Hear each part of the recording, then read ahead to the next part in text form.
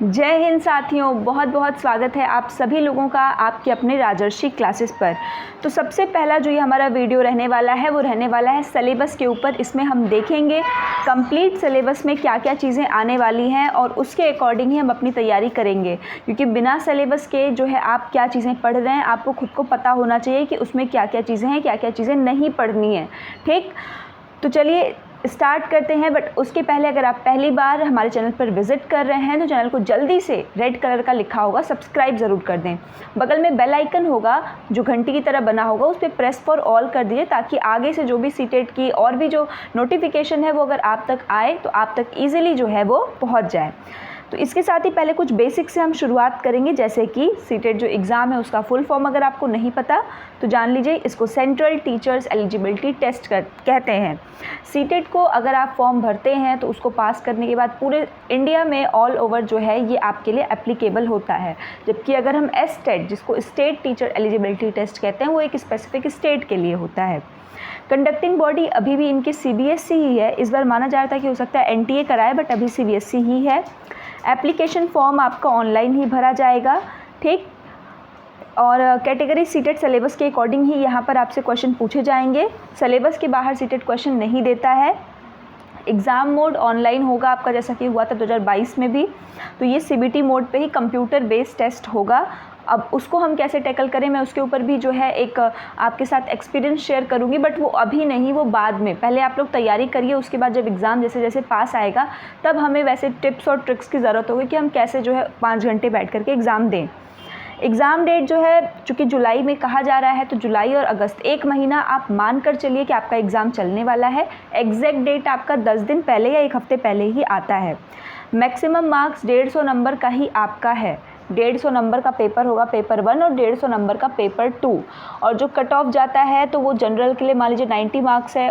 ठीक, इसी तरह ओबीसी एससी एसटी इन लोगों के लिए 82 तक जाता है, थोड़ा कम उससे जाता है। तो 90 मार्क्स अगर आपने पास कर लिए that means you are CTET qualified.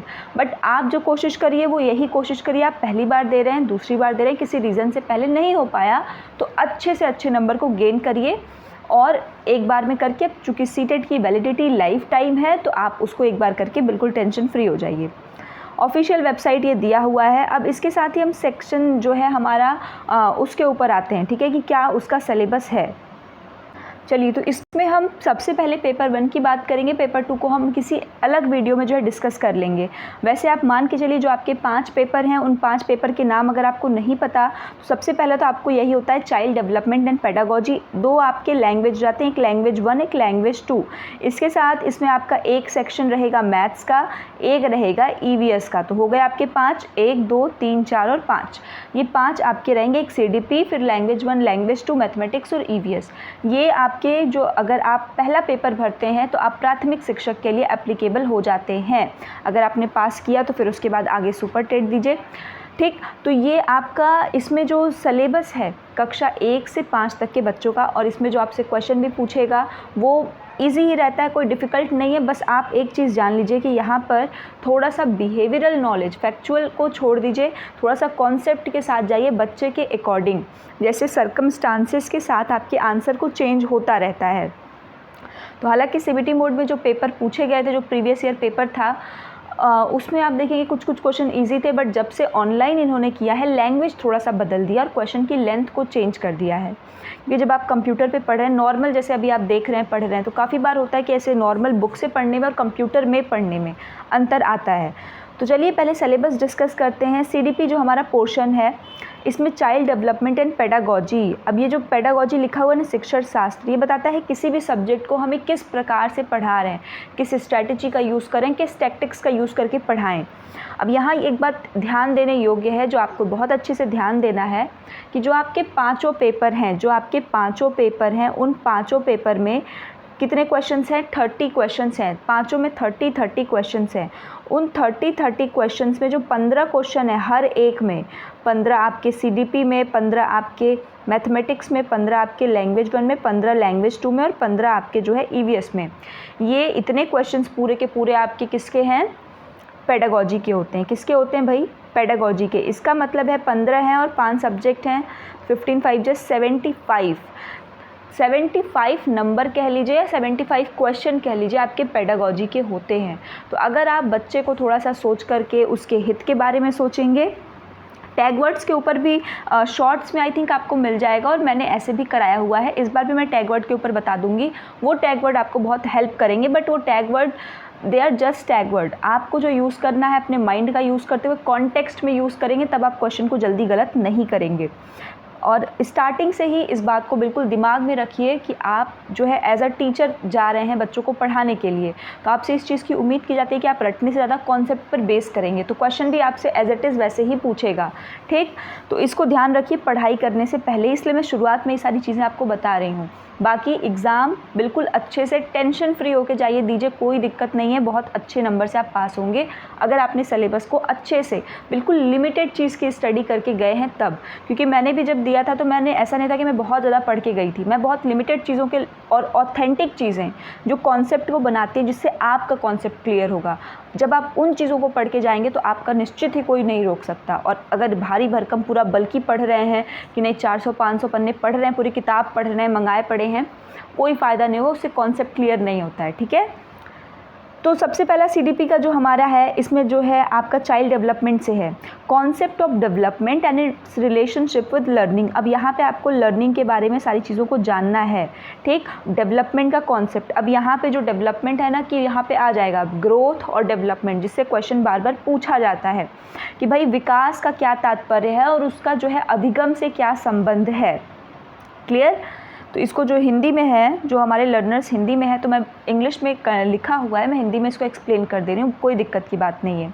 कि विकास का जो आपका संप्रत्यय है और उसका जो संबंध है किससे, अधिगम के साथ, कि भाई डेवलपमेंट कैसा होगा, लर्निंग कैसी होगी और डेवलपमेंट अच्छा नहीं हुआ, इस तरीके से इसके बारे में। Principles of development of children, भाई इससे तो एक क्वेश्चन आता ही आता है, वो आपका सिफ्लोकैडल और प्रॉक्सिमोडिस्टल का जो क्वेश्चन आता है, रिपीटेड क्वेश्चन है। इसके साथ ही और भी जो प्रिंसिपल अलग अलग हैं उन प्रिंसिपल्स को भी काफ़ी बार पूछता है पेपर में। Influence of heredity and environment, अभी इस बार जो है आपके 2022 में इससे क्वेश्चन आया था कि आँखों का कलर है तो वो ज़्यादा इफेक्ट किससे पड़ेगा। ठीक, इस प्रकार से क्वेश्चन पूछता है, ईजी रहता है, अगर कॉन्सेप्ट को समझे होंगे तो आप कर ले जाएंगे। सोशलाइजेशन प्रोसेस, सोशलाइजेशन जो है सामाजिकरण, ठीक है, स्कूल वर्ल्ड और बच्चे, उसमें भी टीचर, पेरेंट्स और पीयर्स। ठीक है, पियाजे की थियरी, कोहलबर्ग की थियरी एंड वाइगॉस्की की theory, constructs and critical perspectives. ये जो तीन लोग हैं, पियाजे, कोहलबर्ग, वाइगॉस्की, अगर आपने इन तीनों के ऊपर अपनी पकड़ बना ली तो ये तीन लोग ना आपको सिर्फ यहाँ सीडीपी में हेल्प करेंगे, language 1 as it is language 2 में हेल्प करने वाले हैं। बहुत ध्यान से इनकी थियरी जो है तीनों को क्या कैसे क्वेश्चन पूछे, एकदम टू द पॉइंट। आपको वीडियो मिल जाएगा पियाजे, कोहलबर्ग और वाइगॉस्की की थियरी का, मैंने पहले कराई हुई है। आपको कॉन्सेप्ट के ऊपर बेस्ड अभी करना, ये नहीं कि प्रीवियस ईयर में जो पूछा है उसको ही बस रट लें, क्योंकि क्वेश्चन अब नए तरीके से ये लोग पूछ रहे हैं। जैसे जब आप पहले के क्वेश्चंस देखेंगे तो उस क्वेश्चन को इजी की, इस थियरी को किसने दे दिया, ऐसे पूछते थे, फिर धीरे धीरे उन्होंने चेंज करना शुरू किया।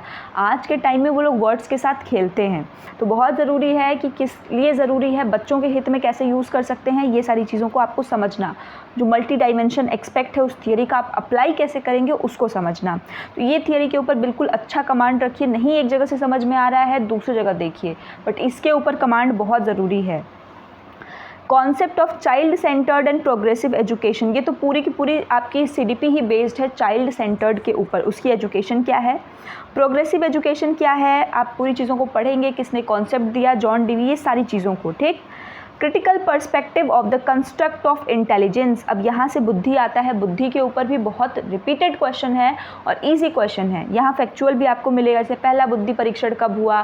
ठीक, इसमें 3 से 4 चीज़ें हैं जो एकदम आपको रटना है, उसमें कुछ भी नहीं करना। पहला बुद्धि परीक्षण कब हुआ, ठीक, उसके बाद पहले जो है IQ का फॉर्मूला किसने दिया, इंटू 100 लगा के किसने दिया, इस टाइप से वो सारी चीज़ों को हम देखेंगे।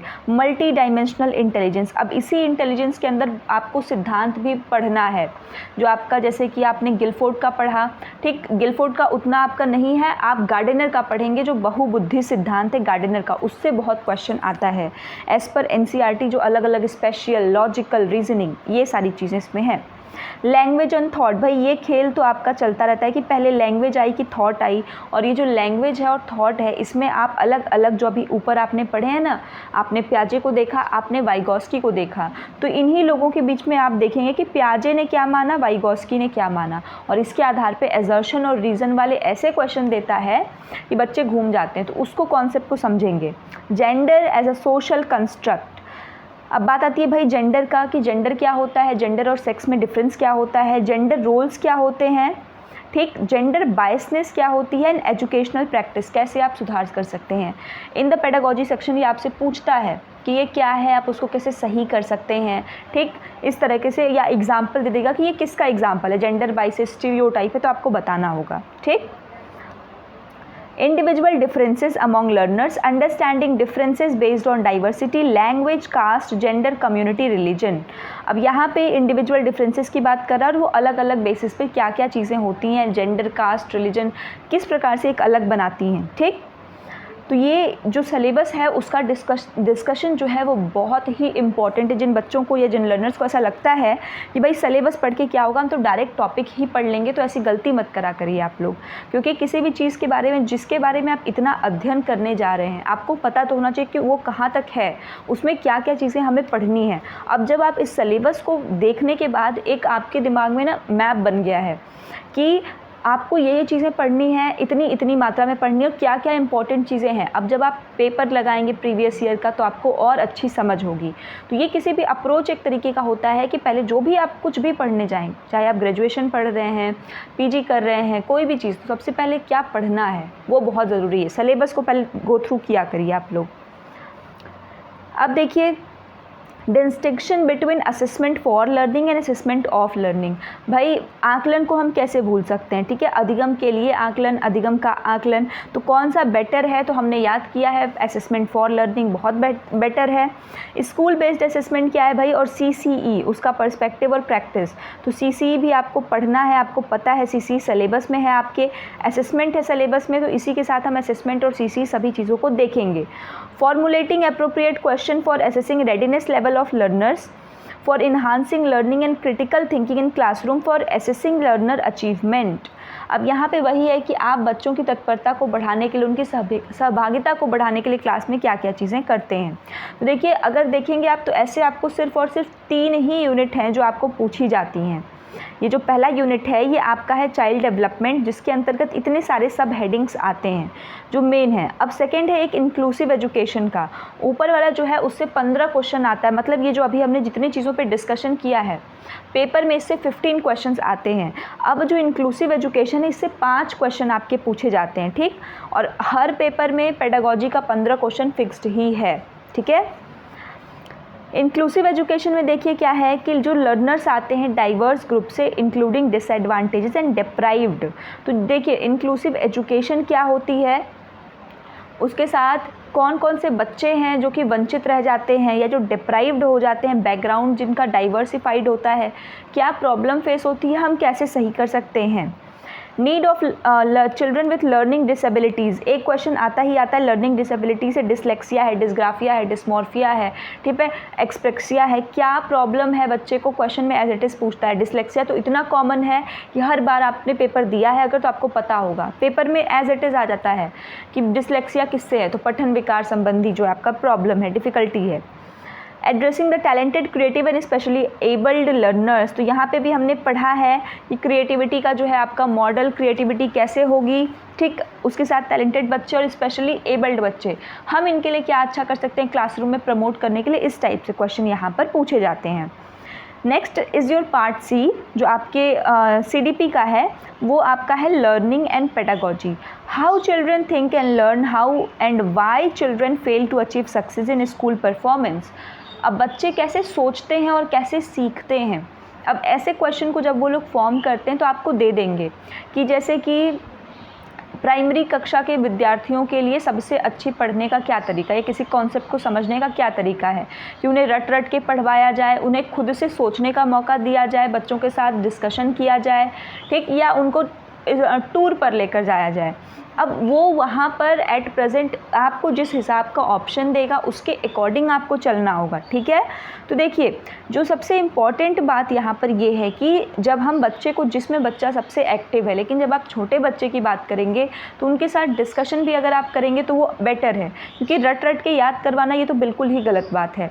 टूर पे हम बहुत छोटे बच्चे हैं, प्राइमरी के हैं, क्लास 2-3 के अगर बच्चे हैं तो आप उनको टूर पे कितना लेके जाएंगे, उनको समझ में उतना नहीं आएगा, तो टूर उनके लिए अप्रोप्रिएट नहीं है।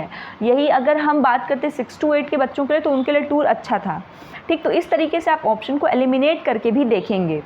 Basic processes of teaching and learning, children's strategies of learning, learning and social activities, social context of learning. भाई बच्चे का समाजीकरण जो हमने ऊपर पढ़ा था उसी से रिलेट करेगा ये भी, कि समाज में कैसे वो अधिगम कर रहा है, किस तरीके से वो लर्निंग करता है। Children as a problem solver and a scientific investigator. पियाजे ने कहा है कि बच्चे क्या होते हैं, लिटिल साइंटिस्ट होते हैं। तो बच्चों को प्रॉब्लम सॉल्वर के रूप में आप कैसे देख रहे हैं, ये सारे के सारे जितनी चीज़ें हैं ना, आपके सब के सब आपको क्वेश्चन मिलेंगे पेडागोजी वाले सेक्शन से। मैक्सिमम एग्जाम्पल के तौर पे वो लोग पुट करते हैं।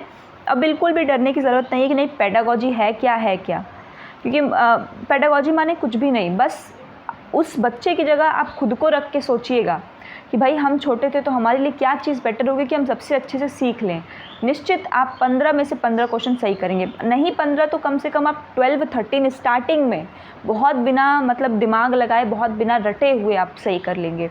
और अगर थोड़ी मेहनत आपने उसमें कॉन्सेप्ट के साथ कर दी तो आप 15 में से 15 आपको लाने से कोई नहीं रोक सकता, ठीक। क्योंकि मैंने भी बहुत नहीं पढ़ा था, इसलिए मैं आपको बता रही हूँ, बहुत ज़्यादा मतलब है नहीं। मेरा CDP में 30 आउट ऑफ 30 आया था।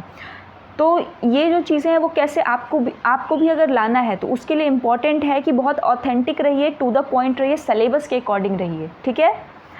देखिए, alternative conception of learning in children, understanding children errors at significant steps in learning process. अब ये जो एरर्स इन्होंने यहाँ दिया है ना, बहुत बार पूछता है कि बच्चे गलती करें तो टीचर को उनको क्या करना चाहिए, मार देना चाहिए। भाई क्यों मारना चाहिए, एरर्स आर नेचुरल। एरर्स क्या है, नेचुरल प्रोसेस हैं। आप भी गलती करते हैं, फिर सीखते हैं, फिर गिरते हैं, फिर उठते हैं, तो बच्चे भी तो वही हैं।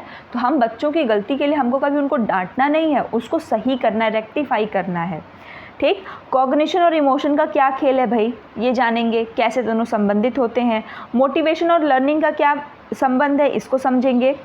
इसके साथ ही factor contributing to learning, personal environment. अब कौन कौन से फैक्टर हैं जो कि पर्सनल इन्वायरमेंट में कंट्रीब्यूट करते हैं, पर्सनल और इन्वायरमेंटल में, ठीक है। कौन कौन से फैक्टर्स हैं जो कंट्रीब्यूट करते हैं, मतलब लर्निंग जैसे आपको पता ही है कि लर्निंग है 2 फैक्टर से जो है इफेक्ट होती है, एक हेरिडिटरी फैक्टर, एक इन्वायरमेंटल फैक्टर। वही चीज़ यहाँ पे कह रहा है और कुछ नहीं। अब ये पूरा कंप्लीट आपका CDP का जो है ये आपका सिलेबस था। सिलेबस डिस्कशन, मुझे उम्मीद है कि ये जो CDP का है उससे आपको थोड़ा बहुत जानकारी मिली होगी। बीच बीच में मैंने कहाँ क्या क्या चीज़ें, क्वेश्चन किस टाइप से हो सकता है उसको भी बताया है, तो वो भी आपको बहुत हेल्प करेगा, ठीक। अभी पहली बार अगर देख रहे हैं तो हो सकता है उतना ना समझ में आ रहा हो कि नहीं क्या ही इतना लेंदी हो रहा है, डायरेक्ट बता के क्यों नहीं हट जाती, तो बट ये समझ में आएगा आपको विथ टाइम। जैसे जैसे आप तैयारी करेंगे आपको वो चीज़ समझ में आएगा। लैंग्वेज 1, अब देखिए लैंग्वेज 1 और लैंग्वेज 2 अक्सर होता है जब हम फॉर्म को फिल कर रहे होते हैं, एप्लीकेशन फॉर्म को, तो कन्फ्यूजन होता है कि लैंग्वेज क्या लें। बहुत सारे बच्चे सोचते हैं कि लैंग्वेज 1 फटाक से, हमारा तो भाई इंग्लिश मीडियम है या हिंदी भी है तो इंग्लिश को पहले ले लेते हैं, ठीक है, और हिंदी को पहले ले लेते हैं। अगर जो है ये कोई कंपलसरी नहीं है, बट अगर मैं बताऊँ तो हमें लैंग्वेज 1 में क्या लेना चाहिए और लैंग्वेज 2 में क्या लेना चाहिए। तो देखिए, अगर आप चाहते हैं कि आपका अच्छा नंबर आए तो लैंग्वेज 1 आप हिंदी लीजिए, ठीक है। दोनों पेपर में सेम भी ले सकते हैं, अलग भी ले सकते हैं। जैसे मान लीजिए इसकी कोई कंपलसरी नहीं है कि अगर मैंने लैंग्वेज 1 में, पेपर 1 में लैंग्वेज 1 हिंदी लिया है तो पेपर 2 में भी मुझे लैंग्वेज 1 हिंदी ही लेना है। It based on your choice, आप चाहें तो आप उसमें भी रख सकते हैं, चाहें तो अलग भी कर सकते हैं, ठीक है। लैंग्वेज 1 हिंदी लेने से आपको ये फ़ायदा रहेगा कि हिंदी की लैंग्वेज अगर थोड़ी सी डिफ़िकल्ट भी दे रही है तो वो आपसे गेट थ्रू है, वो आप इजीली उसको सॉल्व कर ले जाएंगे। बट अगर इंग्लिश के डिफ़िकल्ट करता है तो वहाँ दिक्कत आती है। लैंग्वेज 1 हमेशा थोड़ा डिफ़िकल्ट देता है जबकि लैंग्वेज 2 थोड़ा ईजी देता है। तो मेरा तो यही कहना है कि लैंग्वेज 1 आप हिंदी को लेकर देखिए और लैंग्वेज 2 इंग्लिश को। और अगर आपको नहीं भी मानना है तो कोई दिक्कत की बात नहीं है, आप एक बार पेपर से गो थ्रू होइए, उन पेपर से जिनका लैंग्वेज 1 हिंदी रहा है और जिनका लैंग्वेज 2 पेपर में थोड़ा बहुत क्वेश्चन इधर उधर होता है तो उसको गो थ्रू एक बार हो जाइए तो आपको खुद ब खुद समझ में आ जाएगा, तब आप ले लीजिए, ठीक है, कोई दिक्कत नहीं है। बाकी मेरे हिसाब से ऐसा ही करना। तो देखिए, अब जब हम लैंग्वेज की बात करते हैं, मान लेते हैं कि हमने लैंग्वेज 1 जो है इंग्लिश लिया है, तो देखिए यहाँ पर भी जो एक बात है आपको ध्यान रखनी है, टोटल 30 क्वेश्चंस हैं, जिसमें से 2 पार्ट हम डिवाइड करेंगे, 15 और 15। अब ये जो 15 है ना, ये आपके वही क्वेश्चन, चाहे वो प्रोज दे दे चाहे वो पोइट्री दे दे, मतलब अनसीन पैसेज जो आपके हैं, अनसीन पैसेज का दे दे, पोइट्री दे दे, उसमें कोई डिफ़िकल्टी नहीं है, वो आपको वहीं से सॉल्व करना होगा, पैसेज को पढ़ पढ़ के सॉल्व करना होगा। अब पैसेज को जब पढ़ पढ़ के सॉल्व करना, उसमें सिनोनिम से पूछ देता है, या इसका एक्यूरेट या सिमिलर मीनिंग पैसेज 3 से बताइए, ऐसी क्वेश्चन रहता है। तो ये तो भाई आप कितना ही पढ़ के जाइए, इसकी कोई गारंटी तो होती नहीं है। हाँ, अभी तक आपकी नॉलेज जिस हिसाब की रही है उस हिसाब से आप उसको सॉल्व कर सकते हैं। तो इसमें कोई ग्रामर, कोई इन सब चीज़ों की ज़रूरत नहीं कि नहीं बैठ गए, उसमें एक आक एडवर्ब पूछता है, प्रीपोजिशन पूछता है।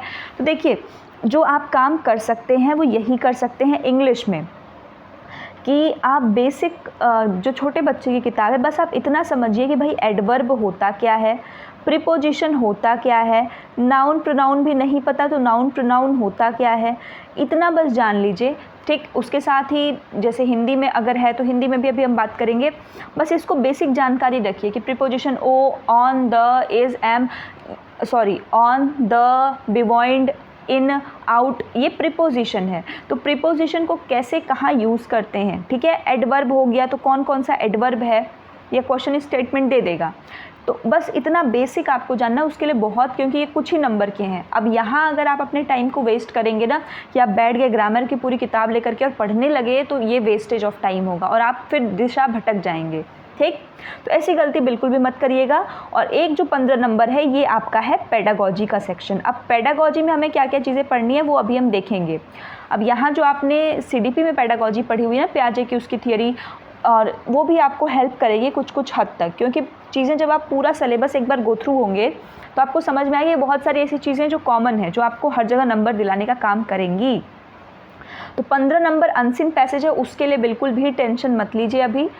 हाँ, आप जो है एक एक पैसेज को सॉल्व करते रहा करिए। जैसे एक पैसेज को सॉल्व करिए, और सॉल्व कभी भी पेपर करते हैं तो टाइमर रख के करिए, ये मैं आपको ज़रूर कहूँगी।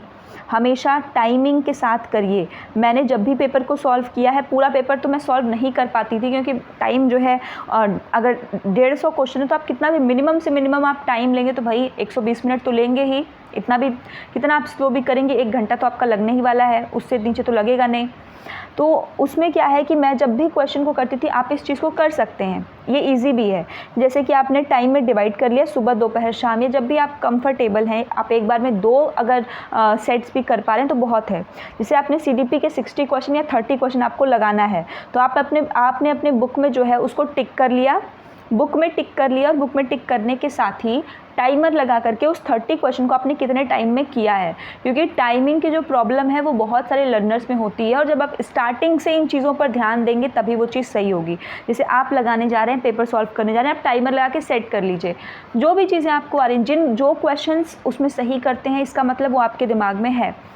प्रीवियस ईयर पेपर की मैं बात कर रही हूँ, और जो क्वेश्चन आपको नहीं आता है उस क्वेश्चन पे पेन से, हाइलाइटर से थोड़ा सा टिक कर दीजिए, और जब आप लास्ट टाइम पे देने जा रहे हैं उसके 2-3 दिन पहले से जितना क्वेश्चंस आपने गलत किया है उनको एक बार गो थ्रू हो जाइए। बस इससे क्या होगा कि आपके दिमाग में वो क्वेश्चन भी बैठ जाएंगे जो आपने गलत किया। और हाईलाइट पूरे किताब पे मत करिएगा, इस बात को ध्यान रखिए जो क्वेश्चन में आप गलत कर रहे हैं। और जो टाइमिंग है, 30 क्वेश्चन को करने के लिए आप कितना टाइम ले रहे हैं, क्या 30 मिनट ले रहे हैं, क्योंकि आपको पता है 1 मिनट मिल रहा है आपको एक क्वेश्चन के लिए।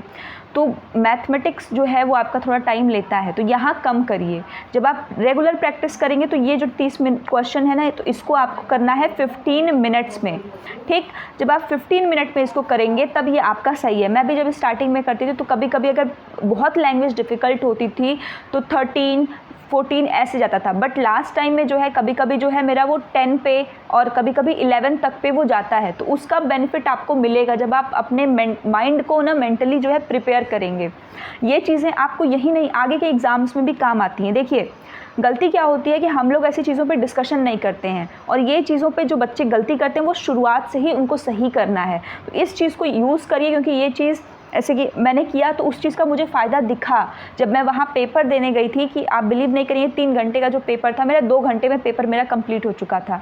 तो वो कहीं ना कहीं जो आप मेंटल सेट करते हैं, अब मान लीजिए आधा घंटा आपको चेकआउट करने में लगेगा, आप 2.5 घंटे मान लीजिए, 2.5 घंटे में पेपर आपने कंप्लीट अगर कर दिया तो वो आपका जो है बहुत अच्छी बात होती है। ठीक है, तो क्योंकि बहुत सारे लर्नर्स ऐसे थे जिनका पेपर छूटा है, तो अगर आपके साथ भी ये प्रॉब्लम आ रही है, ठीक है, तो उसको आप ऐसे ही सही कर सकते हैं कि शुरुआत जब आप प्रीवियस ईयर करें तो आप टाइमर लगा कर करिए ज़रूर से ज़रूर, और जो क्वेश्चन गलत है उस पर हाईलाइटर चलाइए कि वो क्वेश्चन आपको नहीं आ रहा, नेक्स्ट टाइम जब भी बुक खोलिए उस क्वेश्चन से एक बार गो थ्रू ज़रूर होइए। ठीक, देखिए पहला है आपका रीडिंग अनसीन पैसेज। अब यहाँ पे 2 पैसेज आपको देगा जो लैंग्वेज बन लेंगे, एक प्रोज का या ड्रामा का, किसी का भी दे सकता है, और एक पोयम देगा। ठीक है, प्रोज भी दे सकता है या ड्रामा दे सकता है, और एक आपका पोयम देगा with questions on comprehension, interference, grammar and verbal ability. ठीक है, इसमें लिटरेसी, साइंटिफिक नैरेटिव, इसको ध्यान मत दीजिए, ये आपका हो जाएगा। आप एक बार पैसेज देखिए, ईजी है, जैसे आपने बचपन में किया हुआ है स्कूलों में, वही चीज़ है। अब नेक्स्ट आते हैं पेडागॉजी को। पेडागॉजी बहुत ध्यान से देखिएगा, क्योंकि अगर आपने 15 नंबर यहाँ लेकर आए तो पैसेज में कम से कम भी आप 8 से 9 क्वेश्चन तो आप सही करके आएंगे। तो पेडागॉजी पे आपको ध्यान देना है लैंग्वेज वाले सेक्शन में। लर्निंग एंड एक्विजिशन, क्वेश्चन इससे फिक्स्ड है, लर्निंग और एक्विजिशन से क्वेश्चन फिक्स्ड है, आता ही आता है। अधिगम क्या होता है और अर्जन क्या होता है, भाषा अधिगम और भाषा अर्जन में क्या क्या अंतर होता है। लैंग्वेज टीचिंग को पढ़ाने के क्या क्या प्रिंसिपल्स होते हैं, what are the principles of language teaching, जैसे principle of habit formation, principle of motivation, अलग अलग प्रिंसिपल्स हैं, हम इनके ऊपर भी डिस्कस करेंगे। Role of listening and speaking, आपने जो नए लर्नर्स हैं या जिन्होंने पहले से पढ़ा होगा उनको तो पता चल रहा होगा। तो लिसनिंग और स्पीकिंग, तो हमारे पास ना 4 जो है बेसिक स्किल्स होते हैं, जो साइकोलॉजिकली भी जो है, कुछ साइकोलॉजिस्ट मानते हैं कि उसको साइकोलॉजिकली साइंटिफिक ऑर्डर में है, जिसको हम LSRW से करते हैं। क्या है ये आपका? लिसनिंग, स्पीकिंग, रीडिंग और राइटिंग।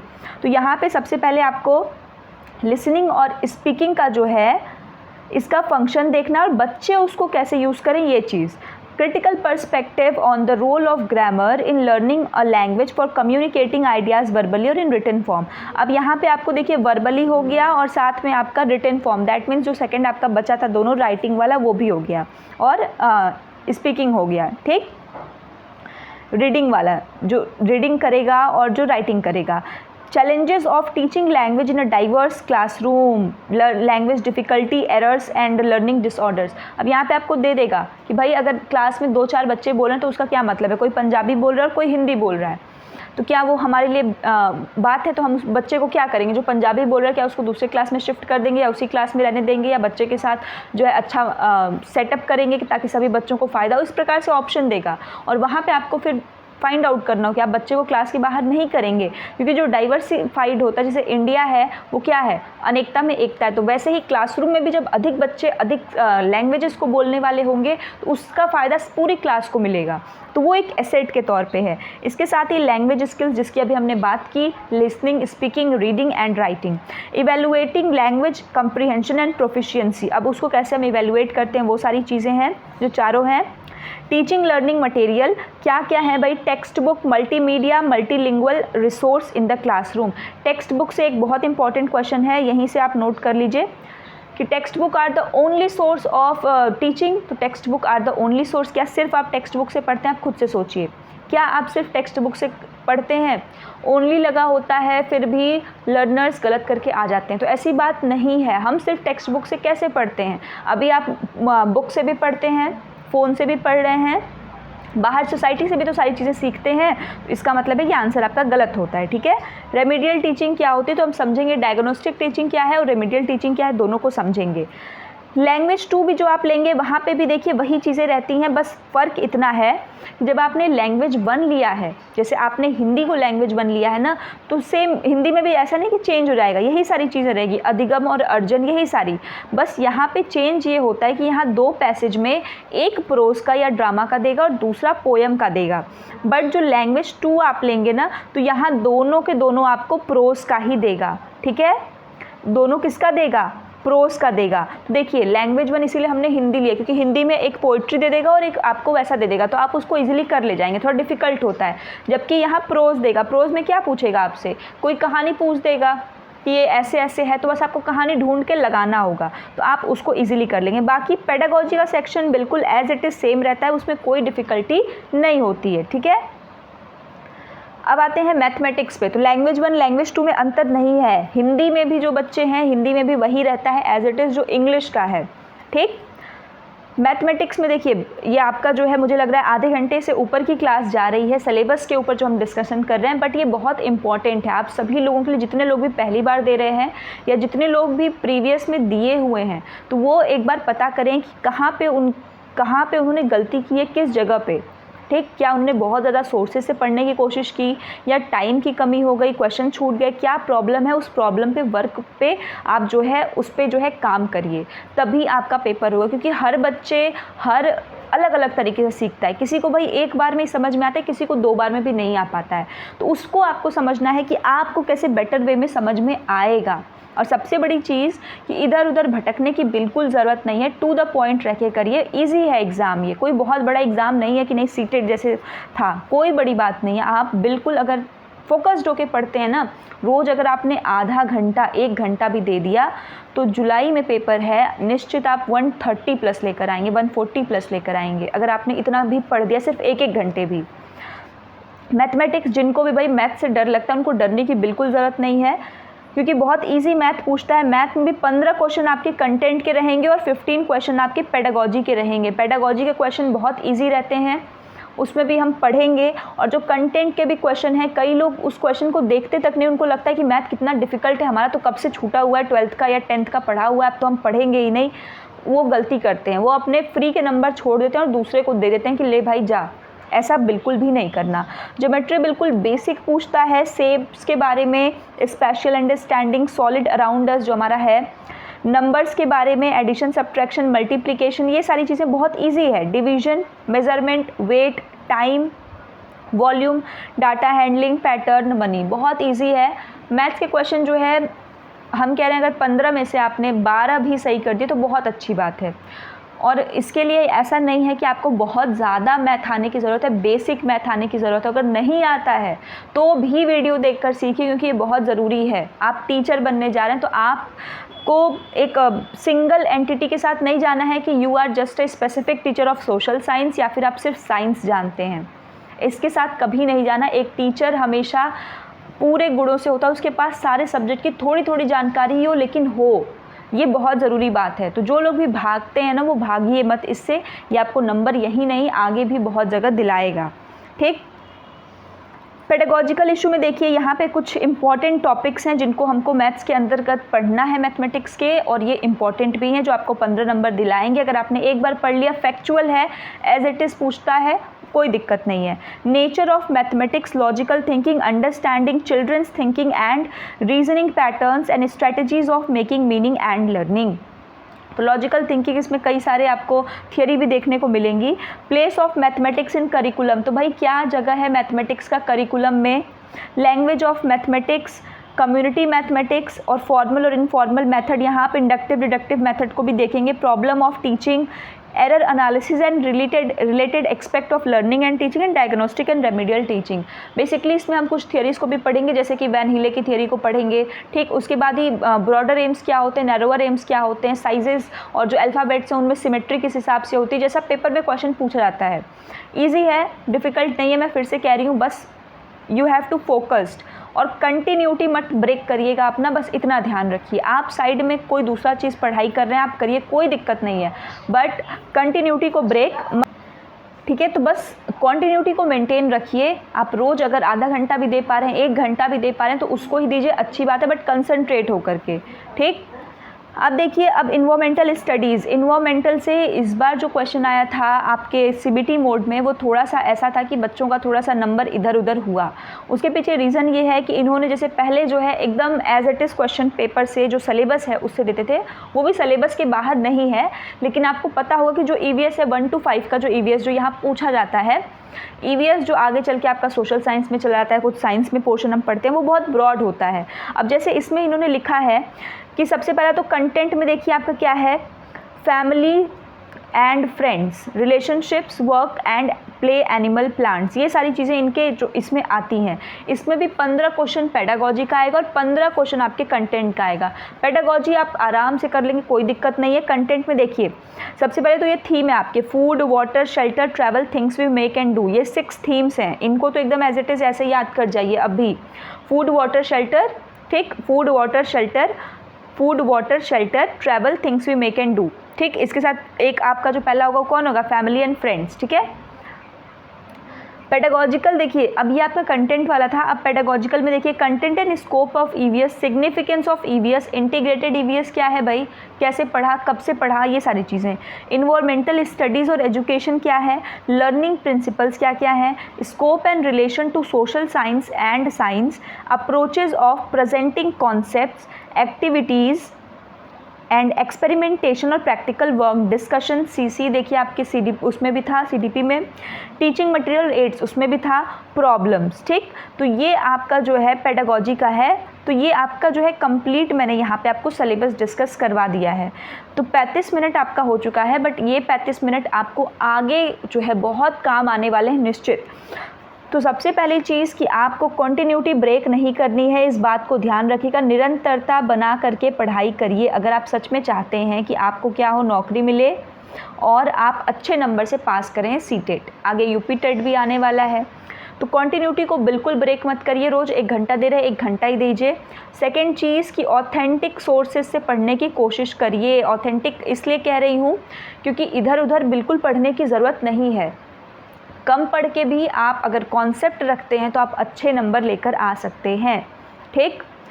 और इसके साथ जितना भी आपका मैथ का पोर्शन है, ईवीएस है, तो देखिए ईवीएस में ना मैंने मैप कराया हुआ है क्योंकि इस बार जो है मैप से बहुत क्वेश्चन आया था और बहुत चांस है कि इस बार भी जो ये लोग देंगे ऑनलाइन मोड पे उसमें मैपिंग के क्वेश्चन बहुत होंगे। जैसे किस स्टेट में क्या चीज़ पाई जा रही है, कौन सी नदी है, इसमें कौन सा फेमस चीज़ है। तो मैपिंग का क्वेश्चन मैंने ईवीएस में कराया हुआ है प्लेलिस्ट में कि नए प्रश्नों पर आधारित। इसके कमेंट बॉक्स में मैं उसका कोई एक वीडियो जो है पेस्ट कर दूंगी, उसके आधार पे बाकी वीडियो जो है आपको चैनल की प्लेलिस्ट से या वीडियोस में देखने को मिल जाएगा। तो उसको आप अगर अभी हैं, आपको बेसिक नहीं पता है पूरे इंडिया के बारे में कि मैप इंडिया में हर एक स्टेट स्पेसिफिक वाइज कि वहाँ के कौन सा डांस फॉर्म होता है, क्या क्या चीज़ें होती हैं, ईवीएस में ये चीज़ें बहुत पूछी जाती हैं। कहाँ कौन सा त्यौहार मनाया जाता है, कौन सी स्पेसिफिक चीज़ें हैं, वो क्वेश्चन रिपीटेड है, आप उसको ज़रूर देखिए, तब आपका ईवीएस वाला पोर्शन स्ट्रांग हो जाएगा, ठीक है। तो चलिए आज इतना। मुझे उम्मीद है कि जो ये सिलेबस डिस्कशन हुआ है ये आप लोगों के बहुत हेल्प किया होगा। तो अब हम धीरे धीरे एक एक करके सारे के सारे टॉपिक्स के लिए जो है हम रेगुलर जो है कंटिन्यूटी के साथ मैं पूरी कोशिश करूँगी कि मैं रोज़ आप लोगों के लिए एक नई वीडियो जो है बिल्कुल अच्छे से टू द पॉइंट जो है आप लोगों के लिए प्रेजेंट करूँ। कोई भी तकलीफ है, कोई भी प्रॉब्लम आपको है, कुछ चीज़ ऐसी जो नहीं समझ में आती है, कुछ ऐसे टॉपिक्स हैं, तो आप उनको कमेंट करके बता दीजिए। मैं उन पर कोशिश करूँगी कि मैं जल्दी से उसके ऊपर जो है हेल्प कर सकूं। और अभी तक वीडियो देख रहे हैं तो वीडियो को लाइक ज़रूर कर दिया करें। इसके साथ ही अधिक से अधिक लर्नर्स तक जिनको की ज़रूरत है, जो सेल्फ स्टडी करके पढ़ते हैं, ये उनके लिए ही है। जो पैसे को अफोर्ड नहीं कर सकते भाई कि हर जगह नहीं कि आप 1000 2000 दे करके आप जाकर पढ़ पाएँ, तो ये उनके लिए है। तो आप उन तक ज़रूर इस चीज़ को पहुँचाएँ। इसके साथ पहली बार अगर राजर्षि क्लासेस पर विजिट कर रहे हैं तो चैनल को सब्सक्राइब ज़रूर कर लें। तो चलिए मिलते हैं नेक्स्ट वीडियो में, तब तक अपना ख्याल रखें। धन्यवाद।